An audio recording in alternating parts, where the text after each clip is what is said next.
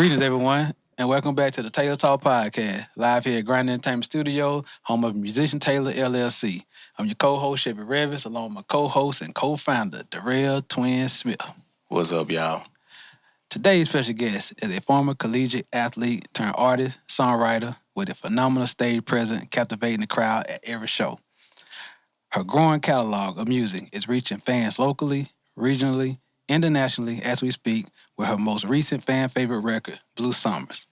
Please help her welcome to the show, hailing all the way from the C-Bus, the Arch City, the home of the Buckeyes, Columbus, Ohio, our friend, ally, Taylor Nixon. What's up? What's happening? Introduction. Yeah, man, you know. No chat TBT. I wrote that out myself. I'm old school. What's up with you, Taylor? Nothing much. You know I'm from Columbus too, right? That's right. Are you serious? Yeah, I'm from Columbus. I didn't know that. Columbus, Mississippi. Wow. Go. That's crazy. And you over here like, yep. Right. From Columbus. No, I didn't hear, but he is from Columbus, though. No, I'm not. Oh, see, I was telling you the truth. No, see, something told me you wasn't from Columbus, Ohio, because I feel like I would have knew that. But like Mississippi makes sense. You know, Columbus, Ohio, y'all proper light skin. No, because aren't you? Where are you from, Chevy? Mississippi. That's what I thought. Yeah. Okay, yeah. We from the Y'all crooked from letter. the sit. She said, The Y'all crooked from letter. Huh? The crooked letter. You see it? Y'all see it? Mississippi all day. We represent us. Y'all different. What you mean we different? Y'all different. Y'all yeah, different. we are different. I know why she said we not. Oh, she said we different. Yeah, Oh, we okay. different. Mm-hmm. But, so you saying that to say I'm No, different? in a good way. Okay. Kinda. Okay, what you said, kinda. We are some kind-hearted people from that great state of You guys Mississippi. are all right. All right, but okay. So Taylor, thank you. We truly appreciate you coming over here on the Taylor Talk podcast. You know, as an artist, you know, it's a beginning. So when did the love of being a songwriter artist start for you? The love of it. I'm going to say it started for me at 11, but the love of it probably when I realized how powerful words can be and how when you share something, when you're inspired or you share something from the heart, how it can break past barriers, race, age, generations, and bring people together. So, yeah.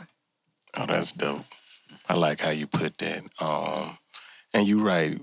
And as a songwriter, so I know you said that's when you fell in love because some of your music touched everybody. Exactly. But at the age of 11, what drew you to music? Well, it was a personal experience that I experienced maybe like 5th grade, and it was a natural instinct. I didn't really think about it. Something that happened, and I went in my room, and instead of, talking about it, I just started writing. And then what I wrote it rhymed. I didn't really have like gotta make it rhyme, but it rhymed. And then when I read it back, I was like, this is like a very vivid metaphor. Something about it stood out at that age to me. And it just like, there was this, I guess you could say, inner voice that's just like, keep writing. Just keep writing. So I've been writing. I wrote a diss track in middle school. It was crazy. I still remember it to this day. It was like, girl, your butt stink and you need to wash it. I mean, I can rap it, but I feel like I wouldn't even want to be associated with it right now. But yeah. So you was over there causing trouble in middle school. I wouldn't say causing trouble. I was definitely a defiant child, but in a good way. Like, I was defiant about if somebody was getting bullied. Like, don't bully them. Or, like, defiant about, I went to Afrocentric, and it was predominantly all-Black school. And so there were times where we were in a class, and it was like what you see on a movie, where it's just people, like, beating on the desk and, like, flipping chairs and throwing paper balls to the teacher, cussing her out and stuff. And so I was defiant in the aspect of, like, let's learn, let's sit down and do something, like, not. But also, it was, if a teacher didn't give me like an A, I would get mad and like be defiant for no reason type thing. So did you deserve the A or? absolutely. Oh, okay. Oh yeah, I worked so hard for everything that I've ever gotten. So through middle school, high school, you was writing and you was rapping. Mm-hmm. She was doing talent shows as well. So what was, besides that diss track, what was the first song you put out that you was proud of in your middle school, high school era? There was a couple of songs. I can't even remember them right now, but there was one song in particular I got in trouble for in French class. I wasn't doing my work, and the teacher was like, "What are you doing? What are you doing?" I was letting my friends hear my song. And she was like, you causing all this ruckus. Why don't you come, let me hear it. So I got up and she wanted to hear it and I played it for her and she was like, hold on, this is good. And she was like, she was like my first investor. She gave me, what's the thing? It's called Audacity Pro. It's like way before all the technology that we have now to record. Or I guess at least that I was aware of, because I didn't know anything about Pro Tools and Pro Tools been out in the 80s.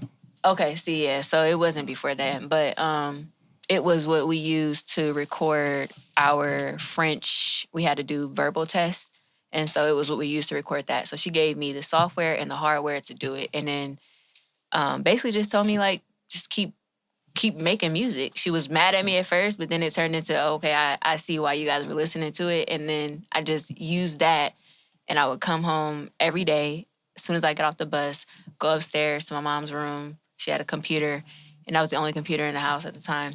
And I would just plug in the software or the hardware and then use the software to record myself. So. Okay. Yeah. And you don't remember that song? There was one I did to like. Moment. It was a lot of songs.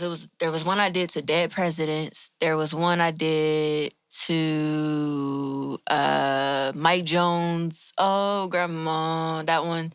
It was a whole bunch of like instrumentals. I would just get or download off of YouTube and then just record. So, yeah. Okay. It was multiple. I don't even remember. I remember some of the verses, but it's been a minute. Okay. So, yeah. So after high school, your journey as now, we know you're a grown woman. And after high school, what was your next step when it came to doing music? Or did you veer off for a moment when did some college type, athletic type things that you was doing? So to be honest, I wasn't as focused on music in high school because I was playing basketball. And I started basketball 7th grade year.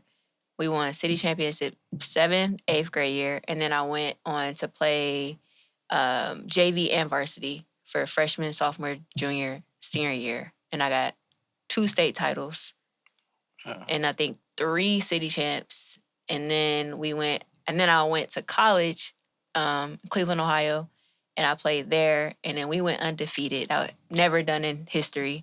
We won the GMAC conference, and then we went to the NCAA tournament, and we lost to the number 1 team by a buzzer beater. Wow. And so I was so like, my whole world was just basketball, basketball, basketball.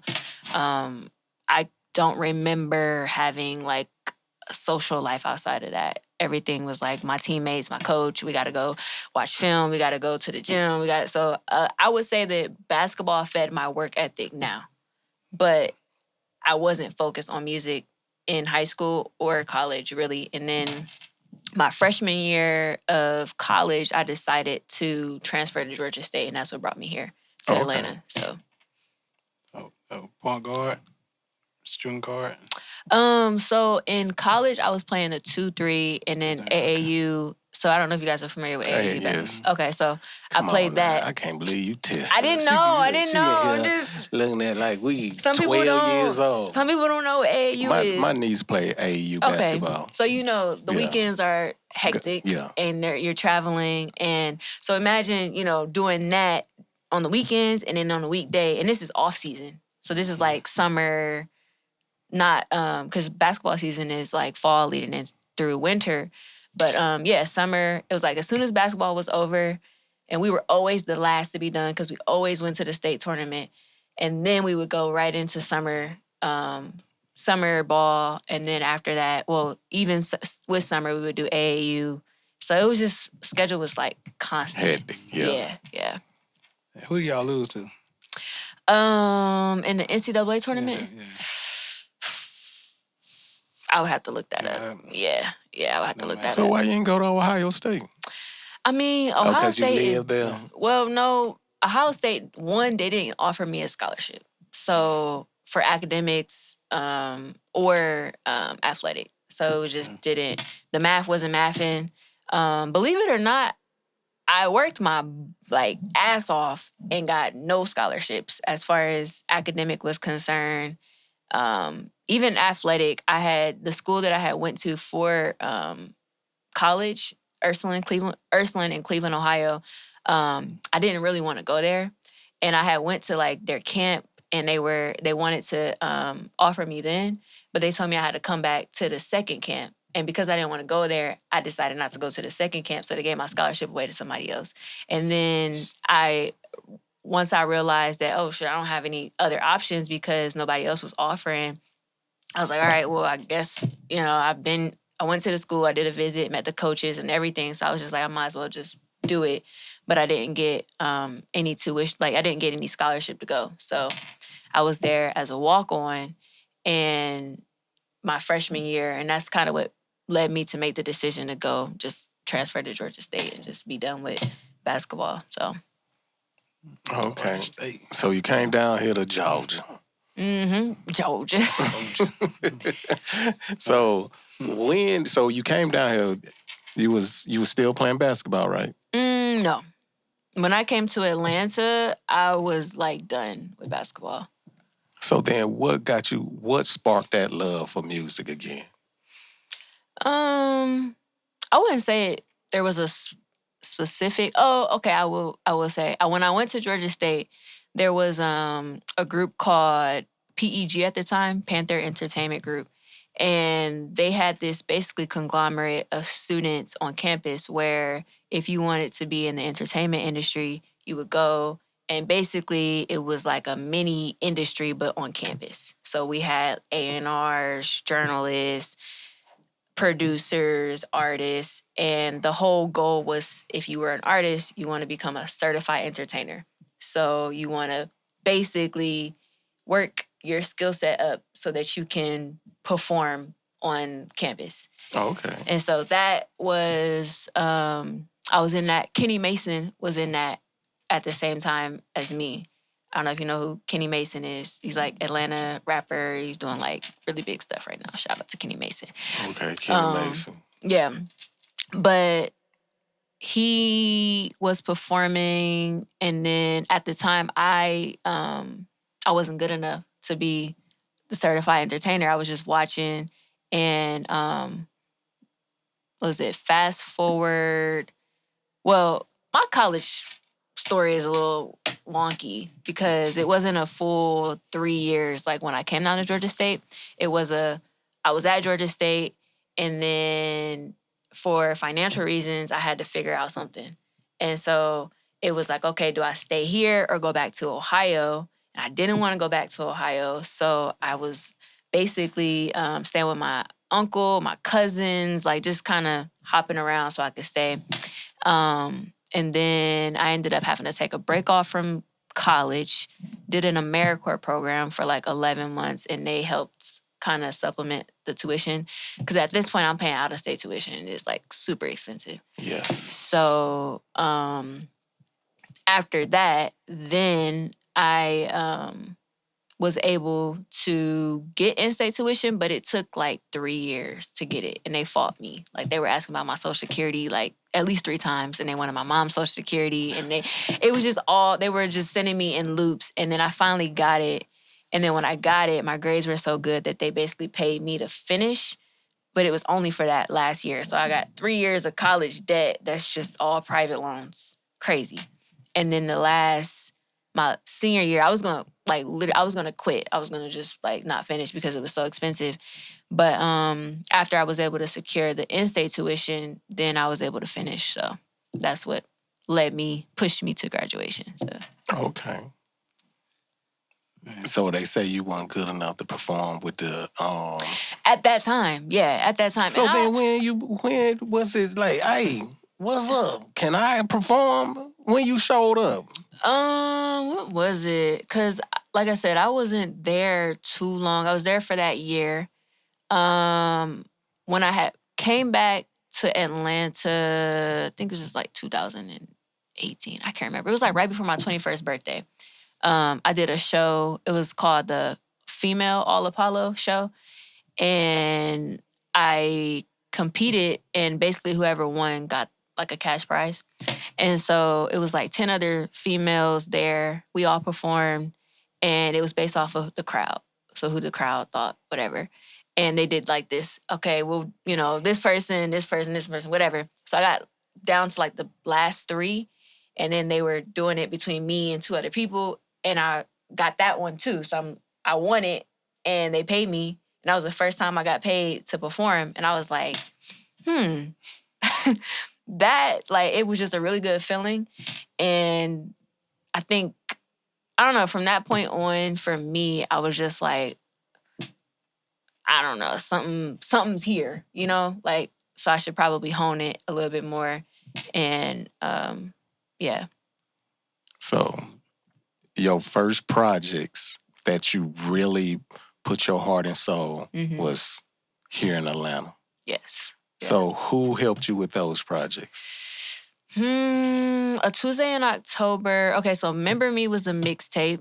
I did that all by myself as far as like not the production. I had like got the production off of YouTube, and then would just buy the lease to the beat. Yeah. And so I bought all the leases for those beats, and then I can't remember where I recorded at. Where was I at?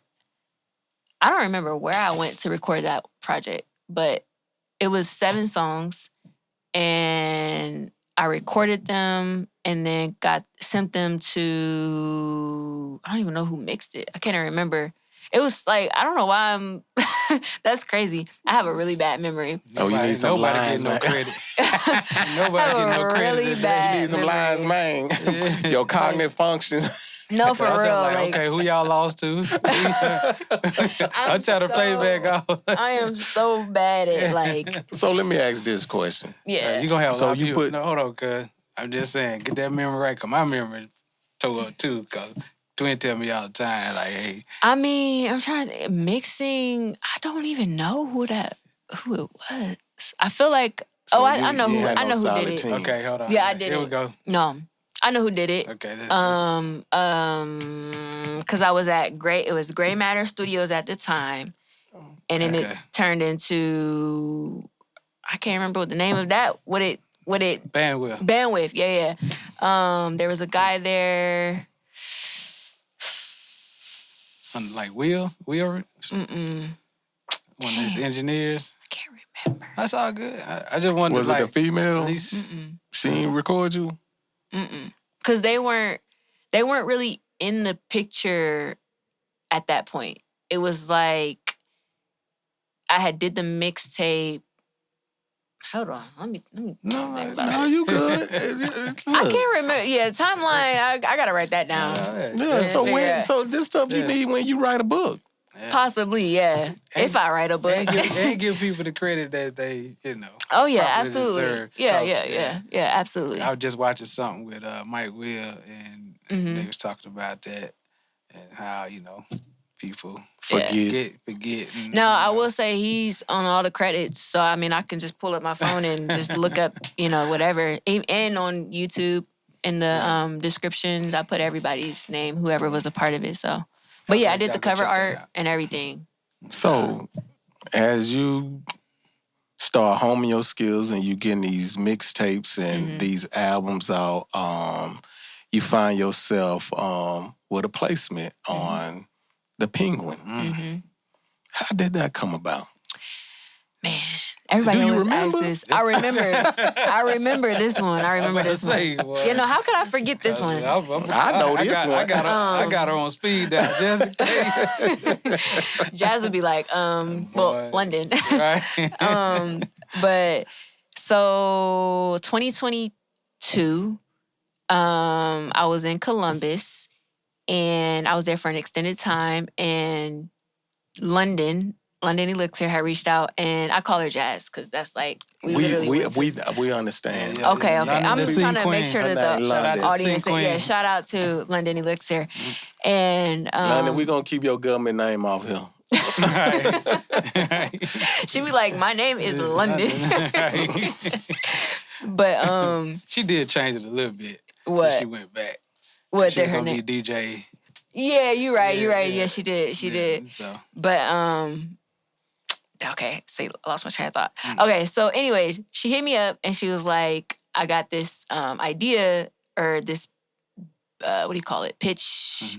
And basically was like, you know, I wanted to sound like this, etc. Whoop de whoop. And I was like, okay, cool. So I wrote to it and then like did a little voice memo of it and sent it to her. And she was like, yo, this is crazy, this is dope, whatever. I was like, you don't need me to change anything? She's like, no, like leave it exactly how it is. I was like, all right, cool. And then I think she was supposed to be coming for, this was like around winter time. So she comes to Columbus to visit her family, and we had plans to get my recording set up, I guess you could say, from Atlanta to Columbus because I was in Columbus unexpectedly for a very long time. And there she comes and she meets up with my roommate so that she can get the stuff. And then she's flying on a plane with it. And we get in the city, and there was this huge snowstorm. And so we're like, all right, we're just going to cancel it because it's really, really bad. And I think we rescheduled it. But long story short, we almost didn't record it. And it was like, I think it was Christmas Eve when we did record it.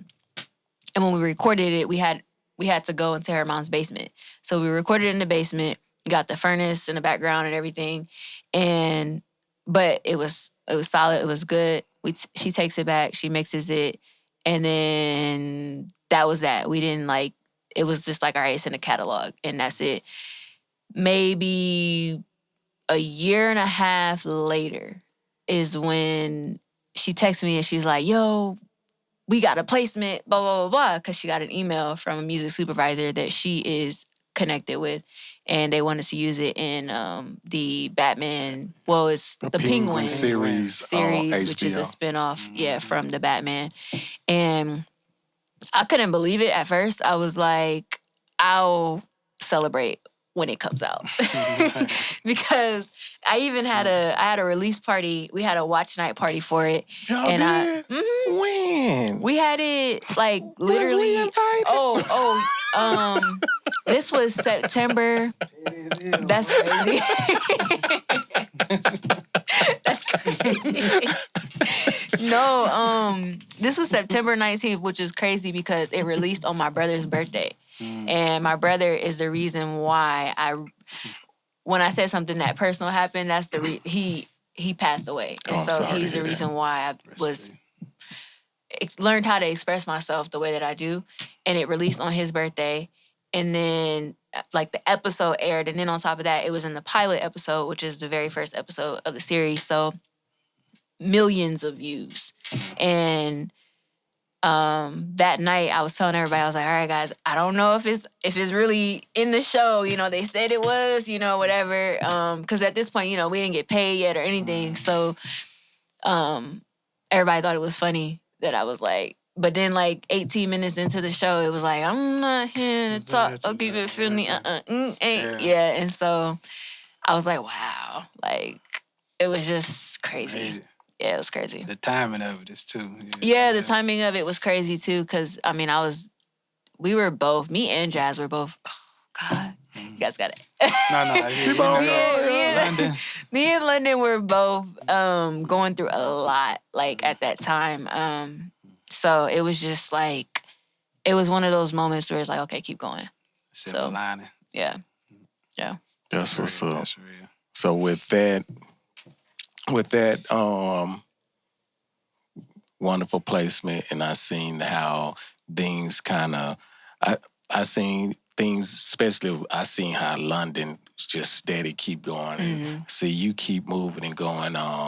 So with that being said, what else do you have out there that's or what you working on that you finna give to the great state of the United States of America, so you can have our ears jumping and bumping?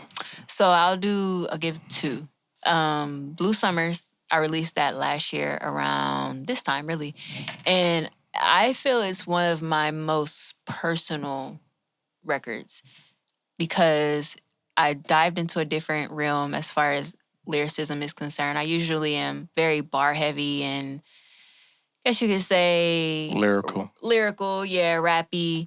And I got into a different pocket and I also stepped outside of my comfort zone. And I don't regret that. And I really, really like that song. So that's one. But then I also have another song coming out called Ote. And it's a spin off of the Little Rascals, Ote, with the... But we... yeah. And essentially it's a sarcastic track. So it's like bar heavy, but it's also like kind of shows my sarcasm, the sarcastic side of my artistry, and just me having fun with being myself. So then let me ask this question. So these songs you talk about, when do you market them? That's something that I gotta work on, honestly. Yeah, because like I'm sitting here, I'm like, is Taylor making music? I don't see nothing jumping on her page. Yeah, the Blue Summers for sure. I know Chevy is always telling me, like, put a video out. But that's one thing I'm learning as an artist is just how much you gotta be in people's faces and how, even though I put the song out, everybody hasn't heard it, 1. And then 2, there's so many different ways you can reframe something. So, and that's what I'm working on now with Blue Summers, and that's why I mentioned it, is because I'm working on a part 2 and kind of like essentially doing a remix, but it's gonna be a rearrangement of the song and essentially just me challenging myself to go another step further. Like, I'm here, I like it, it's cool, but like, can we bring it up to here? And then if we bring it up to here, can we, so just outdoing myself type of thing. So even with that, as you're talking, Blue Summer is one of my favorites, of course. Thank you. But it's kind of like you dropped another song earlier this year called Here, But Not Here. Yes. And so it's kind of like what he's saying. You here, but you're not here. You know what I'm saying? You making music, but, within your own circle, within your own realm. But it, got to kind of be present. Put it out. You know what I'm saying? And just be present, Yeah. But you are. I mean, I know you post, you do stuff, but like I say, you miss a day, you miss a week, it's like missing a year, you know what I'm saying? So unfortunately. But that you Here But Not Here, I like that track too. So that's Thank you. Yeah. See, I ain't hear. Yeah. You didn't hear it? Oh, that's crazy.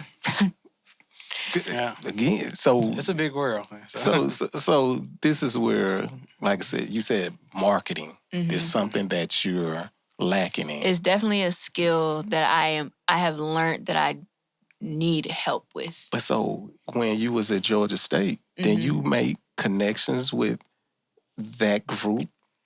Yes and no. Oh, okay. Here's why. So I transferred and I'm in a new city. This is my first time being in a new city just by myself. I'm like 20 and maybe even 19. I don't even remember.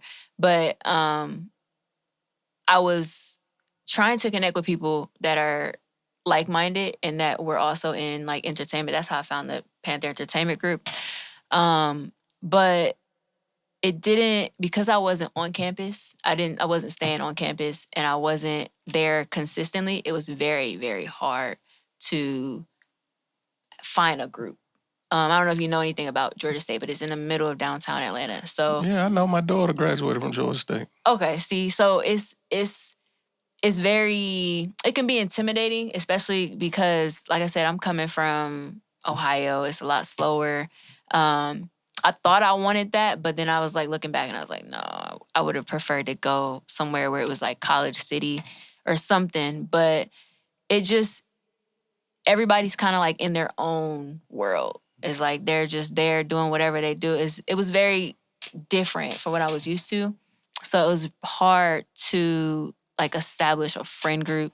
I did join different groups and workouts and clubs, but nothing like that kind of stuck.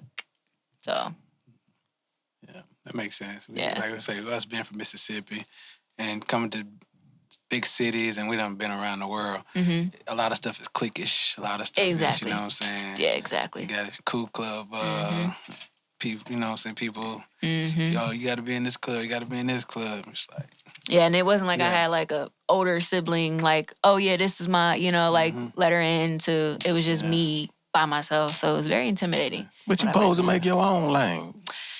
I mean, yes. We make lanes around here.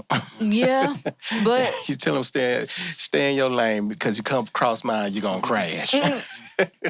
yeah, I do. I feel like the lane part of it, you definitely got to know like who you are and what your personality is, so that you can figure out which lane is best for you. You know, so like when you're that young, you're still trying to figure out who you are, how you show up in the world. You know, it's challenging to, especially now. Just with like all of the different aspects of college and social media and so. I feel you. Yeah. us being from like those type of places, like, Mhm. our foundation is strong. Yeah, So yeah. I think that helped us Yeah. get through a lot. You know what I'm saying? Yeah. Columbus, Mississippi, Columbus, Ohio, Mm-hmm. I've been all through Mississippi. your city. Yeah. Cincinnati, Cleveland, Columbus, Toledo. Why you saying it like that? Like you mad at the city or something? Ohio ain't no place. There ain't no place to go. I know what he talking about, but yeah, Ohio ain't no place to play around. Youngstown, all that. Oh yeah, no, yeah. Yeah, y'all serious. Y'all serious Mhm. business up there, boy.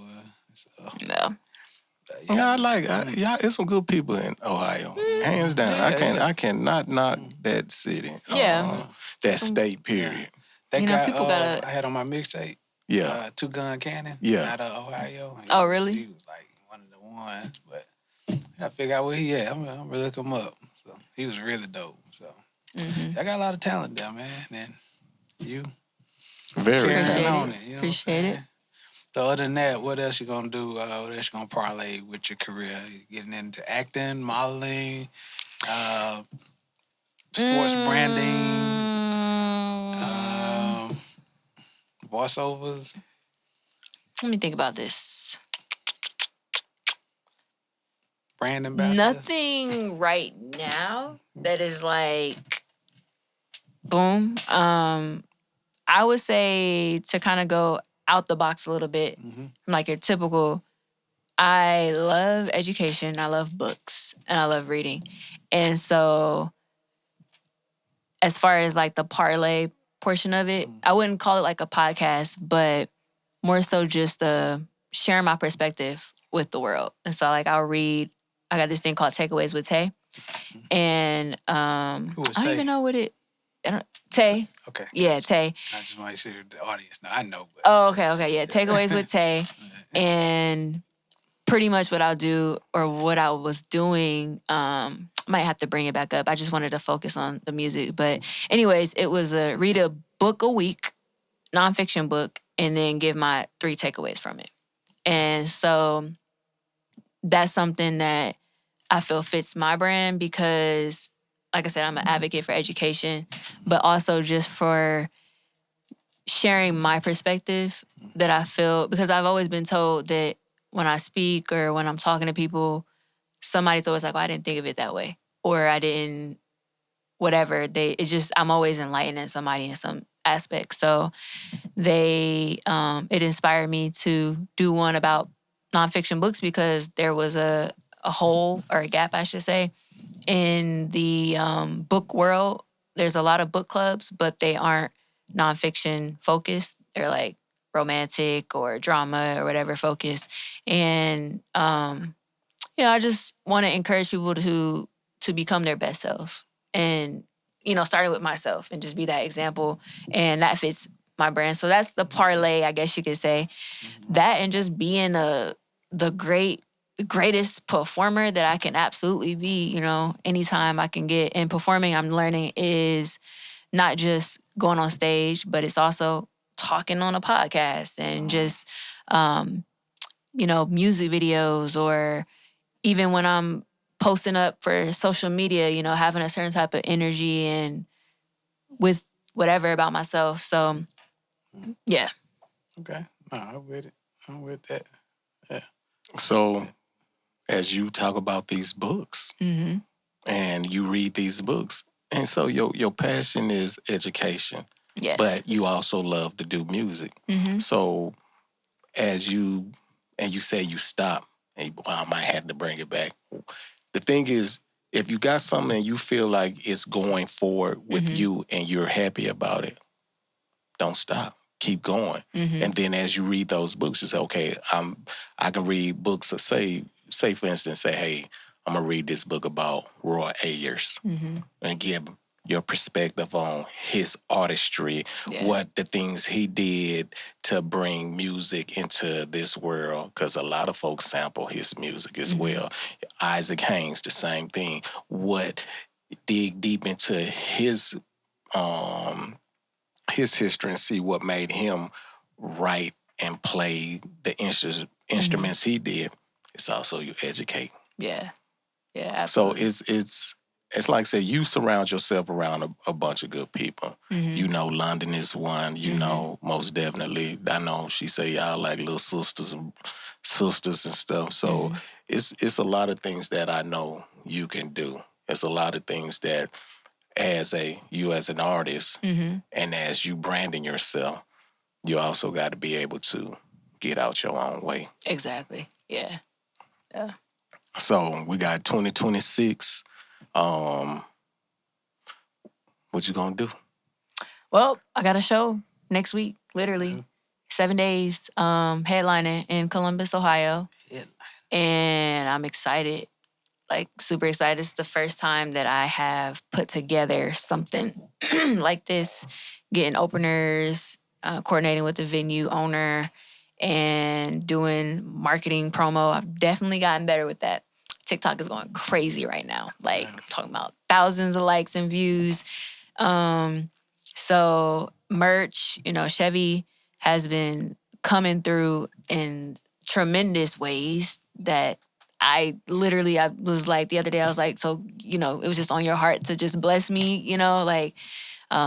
because I was going to I had reached out to Chevy about merch, and, he's like the merch expert when it comes to... Somewhat.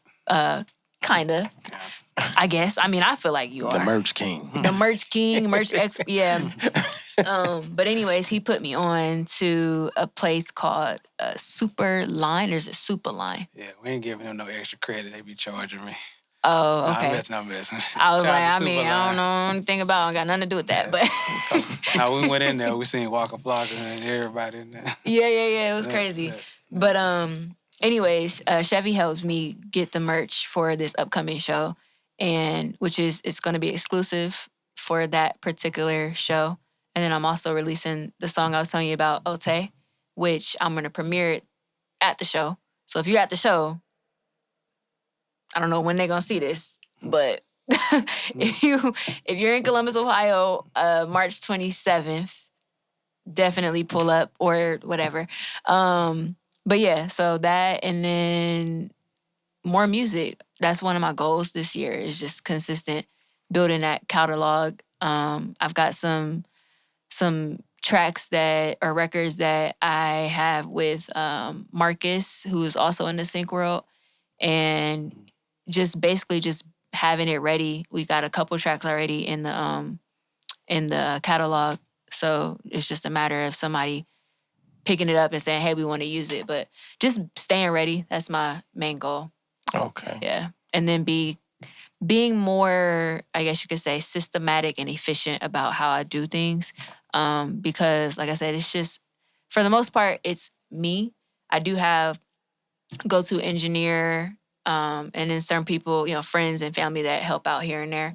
But in order for me to sustain myself in this industry for an extended period of time, systems are important. So, the way that I approach social media, marketing, web, merch, song creation, all of that has to be something that I can do scientifically, if that's the right word, where I don't have to think twice about it. And it's just, input, output, input, output, input, output type of thing. So, yeah. You ain't said nothing about no videos. My dad was telling me that I needed to get a video. But what the video? That was okay. random. Because you said everything else besides, hey, I need to do some videos for some of my songs. Well, why you don't think you need a video?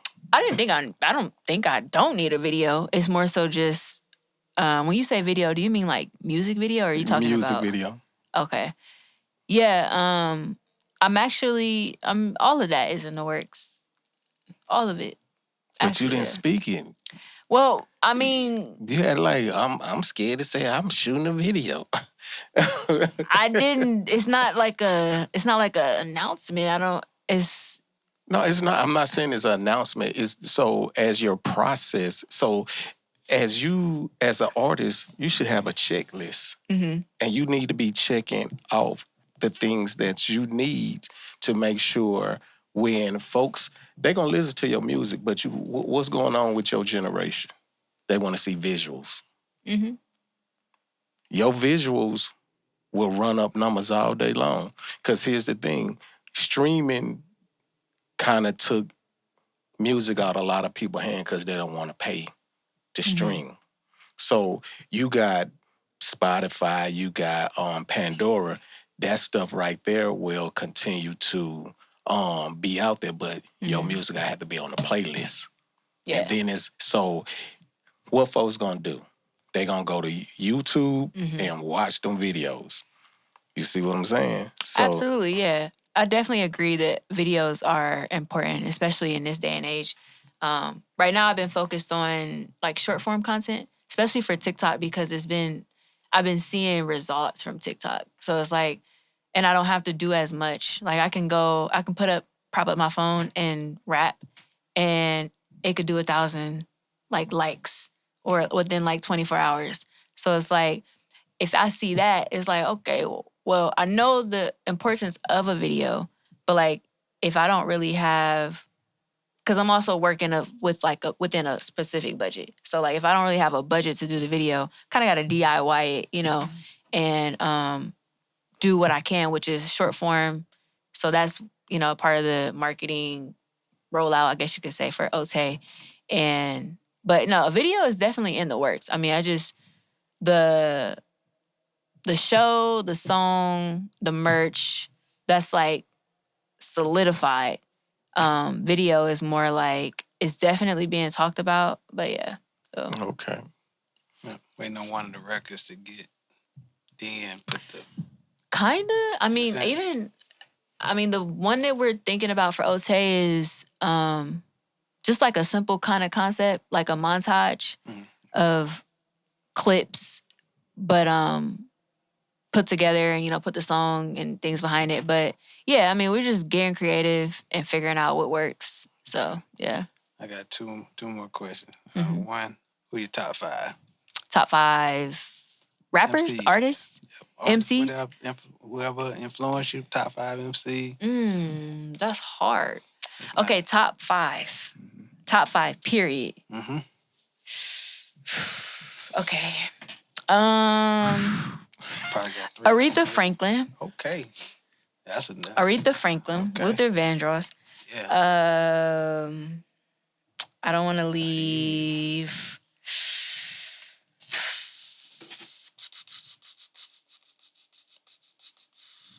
Anita. You went my generation. Okay, yeah. I was Anita for sure. I was gonna say you. Yeah, Anita, Anita for sure. Actually, I'm missing somebody though. There's so Luther. Who am I missing? Stevie. Okay, that's good. Stevie Wonder. I need one more, right? Yeah, one more. Man, you threw me off with this one. I'm thinking, that's a good beat. Yes. I'm gonna go. I'm gonna go Lauryn Hill. Okay. Can I do performers? You can do +1, yeah. Performer. Yeah. Okay, performers. Michael Jackson, Beyonce. Prince. What's the name?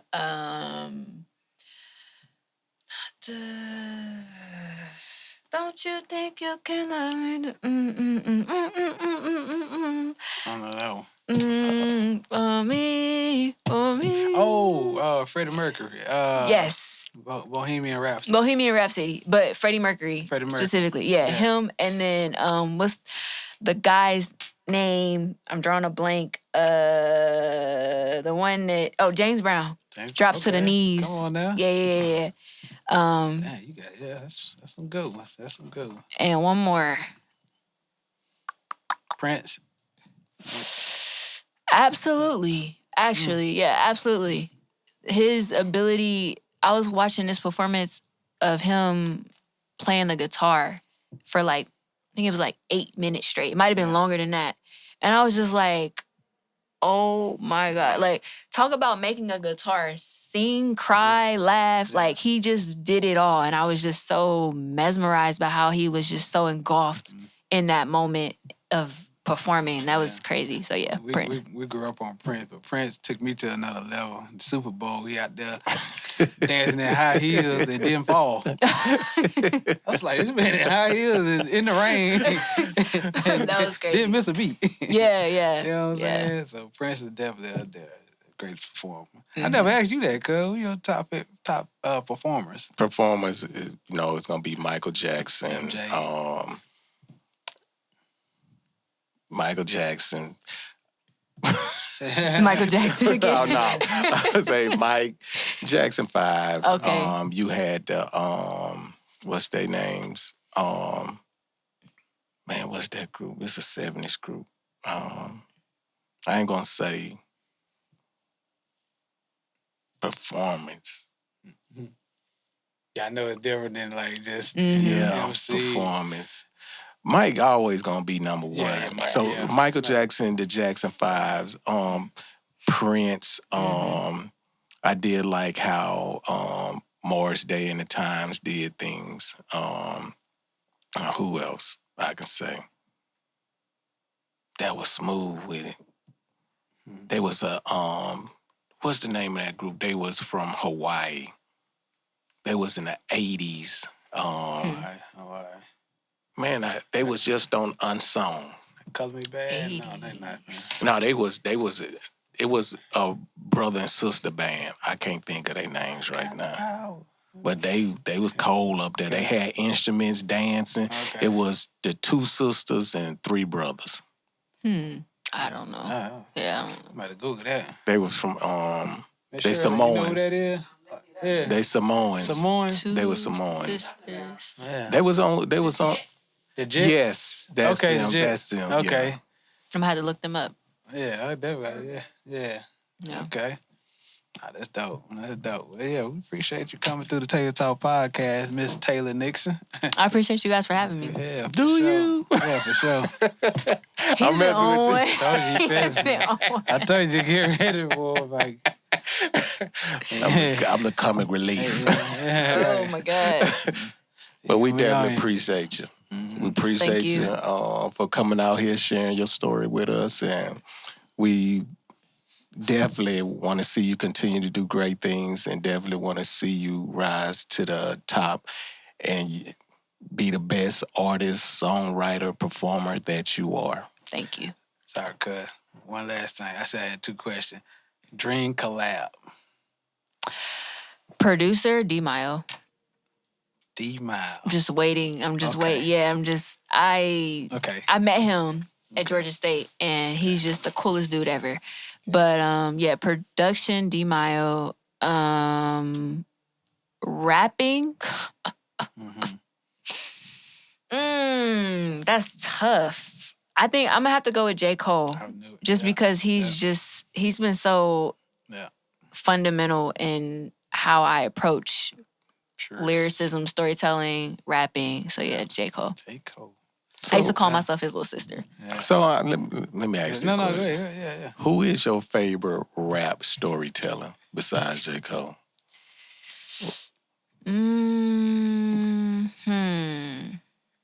It'd probably have to be Kendrick. He had the way that he's just different. The way that he approaches telling a story, how he'll take on the form of whoever, and he'll relay that with his voice and his tone and his delivery. I won't say I haven't seen anyone. Joyner Lucas is really good at storytelling too. And I kind of want to see more from him because he was just, the way he would tell it was really, really nice. But yeah, I would say Kendrick for sure. Okay. Yeah. All right. One last thing. Shout out to Kendrick Lamar. I still owe you an apology in person. Uh-oh. Yeah. I met him at Headliners on I was still in the military at the time in Louisville. He's opened up for Tech 9. They was on that tour. And I just happened to be chilling by the bar, me, Glass, and Malone, just talking. Glass was like, oh, yeah, young guy, K-Dot, he got next. Mine just like 2011. So I'm like, okay. I was there to see J-Rock. Yeah. Met Kendrick, talking to him. We want Kendrick, he was K-Dot then. He's like, yeah, man, take my number, man. He took my card and everything. He said, I'm in the studio with Dr. Dre. I'm just like, yeah, okay, yeah, all right. 2 years later, he's like the biggest thing. He's out of here. So I owe you an apology on that, man. Dang, because he definitely spoke that into existence. You know what I'm saying? He was just the opener at the time. But he had a dope set. You know what I'm saying? But I just like, I wasn't like blowing him off. I was just like, okay, you hear that all the time. So, but yeah, y'all got some. He wasn't throwing his CDs in there like they did on Janky Promoter. No. I didn't do that, but because I was next to his, when his home, Glass Malone, he's a rapper though, and dope lyricist as well. Just talking, he's like, yeah, he next up. I was just like, that's what's up. But I thought, J-Rock still, dope too. So yeah, the whole crew, the whole TD. thing, yeah. But yeah, like you ready for Dreamville, so we'll speak that into existence. Shit, I don't even think Dreamville is a thing anymore. It is. It's always a thing. Okay. Yeah, it's always a thing. As long as J. Cole, you will see it as the tour progress. Because he just, like, the pre-sales on this tour is record-breaking right now. I saw that. Record-breaking. I saw that, yeah. I was like, wow. And he's not doing the show by himself. Just keep that in mind. So got it. Dreamville gonna always be Dreamville. Okay. Yeah, no, that used to be my dream, actually, Dreamville. Yeah. And I was like... Keep it in mind, man. All right, Thugger's Ruggers Bone. Don't let other... Yeah, right, that's right, because, they from Cleveland, right? Yeah. Still Ohio, though. Yeah. Oh, man. But, Kenfolk, thank you again. Thank you. All right. Oh, you got to tell the people where they can find you. Oh, all social media platforms at I am Taylor Nixon, YouTube, Taylor Nixon, all things Taylor Nixon. Can you spell out Taylor's because it's different from Taylor's? Yeah, Taylor like Swift, Nixon like the president. Yeah. Taylor like Swift, Nixon like the president. That's what's up. Period. Kenfolk, what else they need to do? Hey, need y'all to go out there, like, subscribe, and share on the Taylor Talk podcast. We appreciate y'all, and we see you next time.